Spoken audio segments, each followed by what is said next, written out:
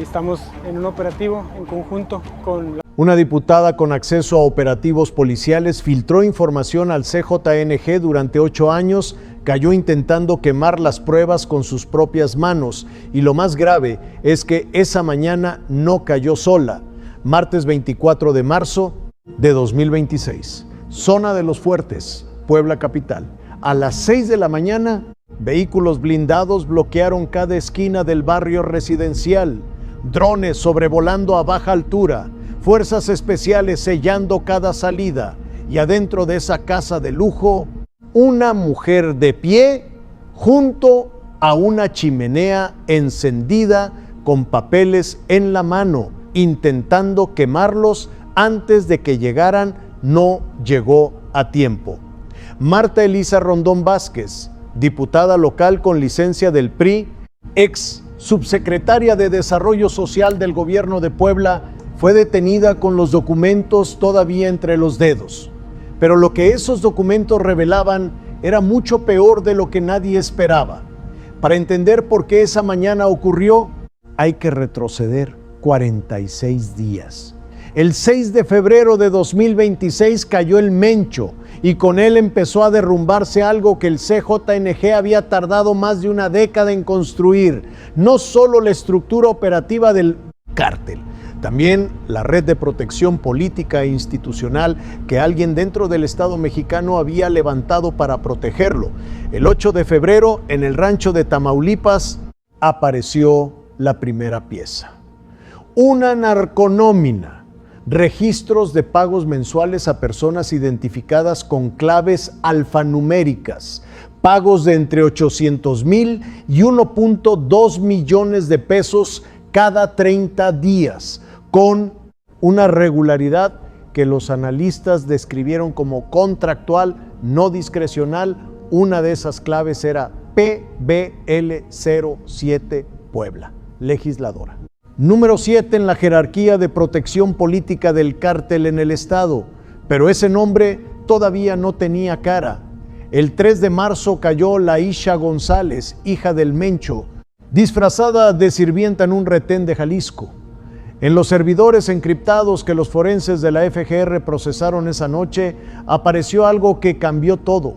Mensajes internos del cártel referenciando a una intermediaria en Puebla, llamada simplemente la legisladora, con reuniones documentadas en una propiedad de la zona de Los Fuertes, con contratos de obra pública en Tehuacán, Teciutlán y Huauchinango, y con un mecanismo para mover recursos de programas sociales federales que esa legisladora controlaba desde la subsecretaría y que seguía controlando desde el Congreso a través de prestanombres. 3 operativos, 3 conjuntos de evidencia y un nombre que empezó a repetirse: Marta Elisa Rondón Vázquez. Y lo que construyó durante 8 años no fue simplemente corrupción, fue un sistema. Y lo más peligroso es que funcionaba. Un sistema diseñado para que los operativos fallaran, el dinero fluyera y las leyes no avanzaran, sin que nadie pudiera probar exactamente por qué. 3 capas, cada una más oscura que la anterior.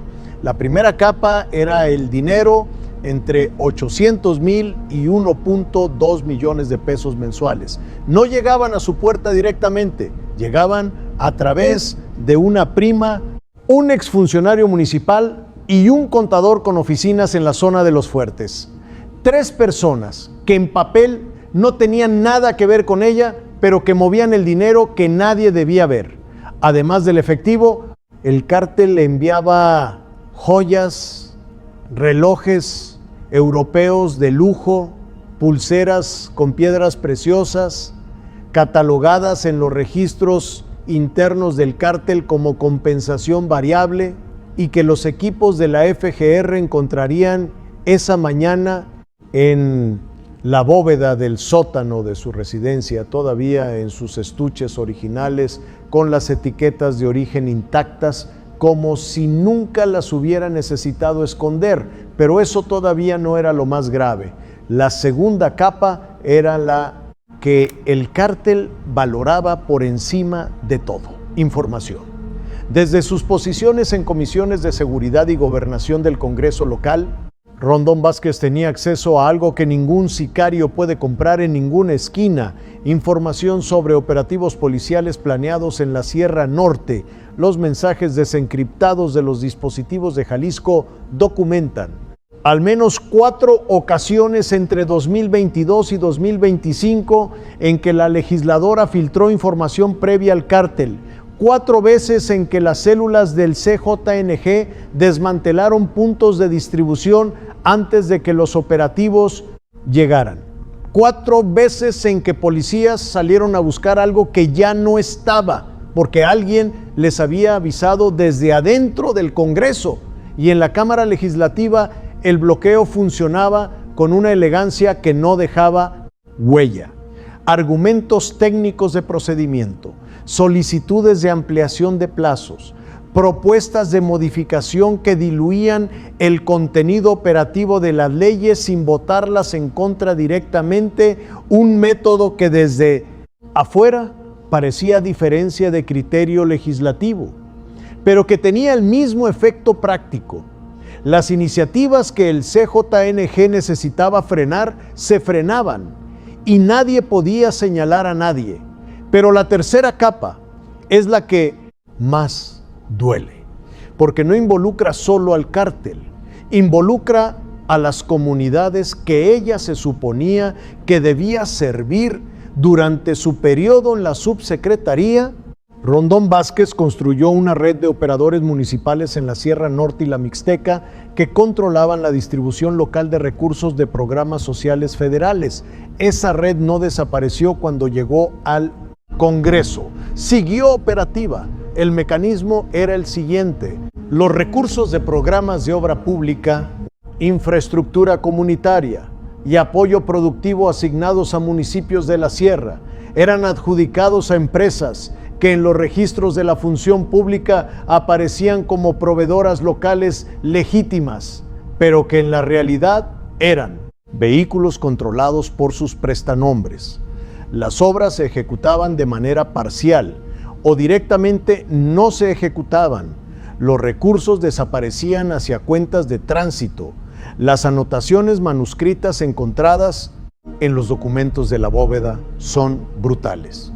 En algunos contratos, menos del 20% del valor se aplicó a la obra registrada.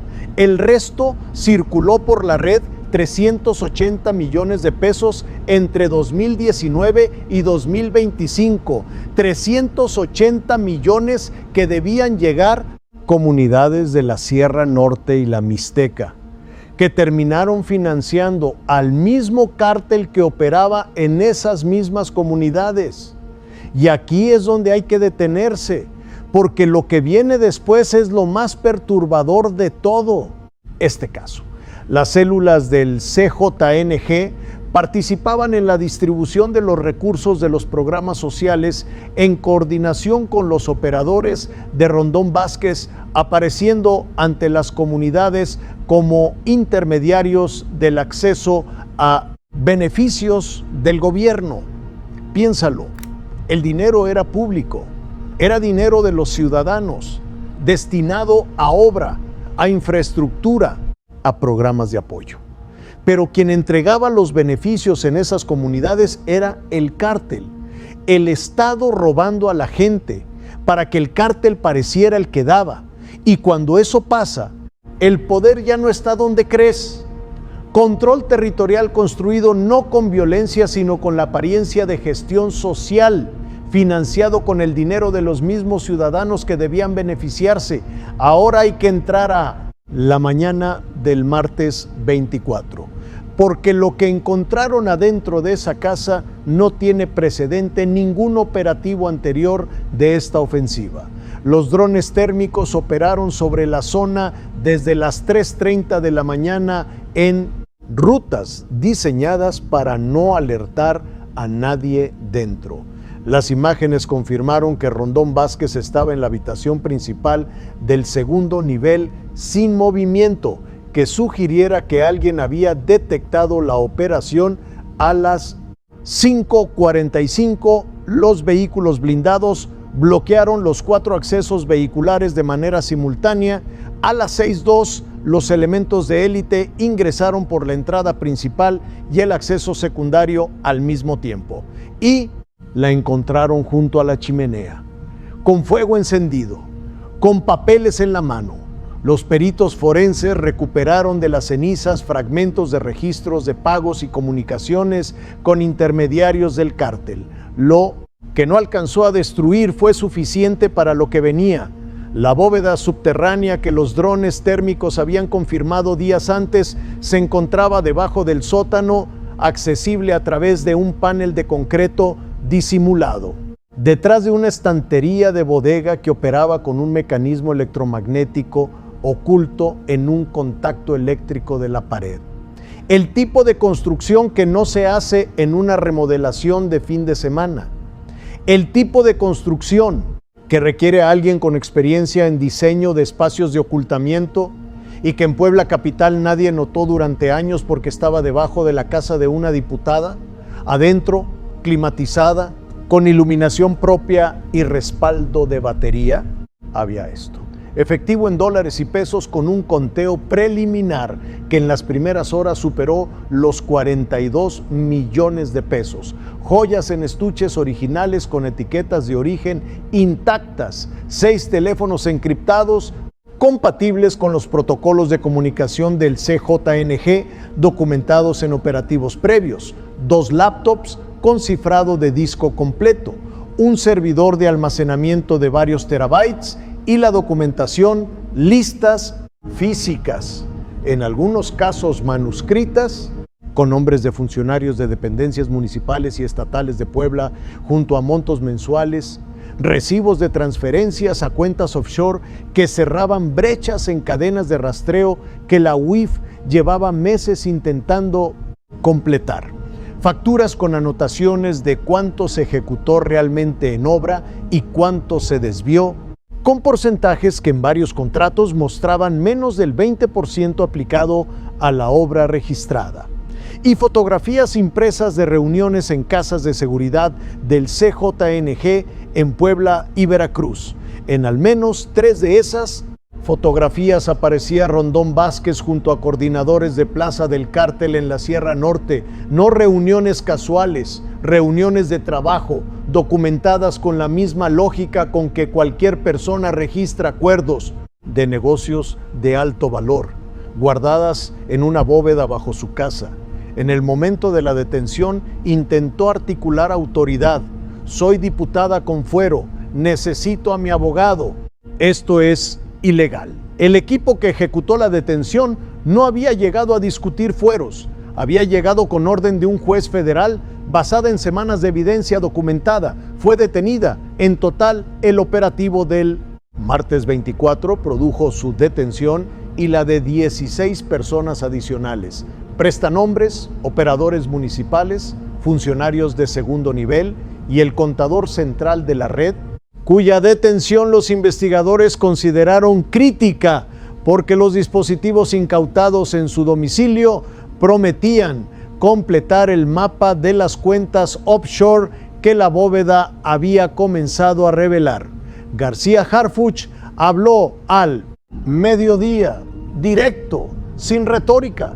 Detuvimos a una diputada que durante 8 años operó como pieza de protección política del CJNG dentro del Congreso de Puebla, bloqueaba legislación, filtraba operativos y desvió 380 millones de pesos de programas sociales hacia el cártel y hacia su patrimonio personal. La investigación sobre los nombres que aparecen en esa documentación ya está activa y eso es lo que define el martes 24 de marzo de 2026.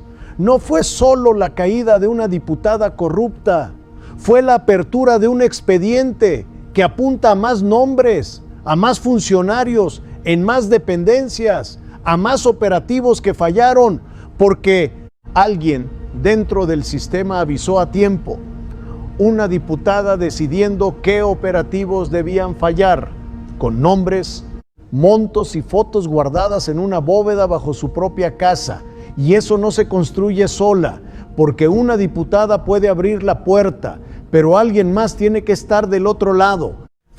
No fue infiltración pequeña, fue una diputada con llave a los operativos, con nómina del cártel y con bóveda bajo su casa. Y eso no se construye sola, porque una diputada puede abrir la puerta, pero alguien más tiene que estar del otro lado.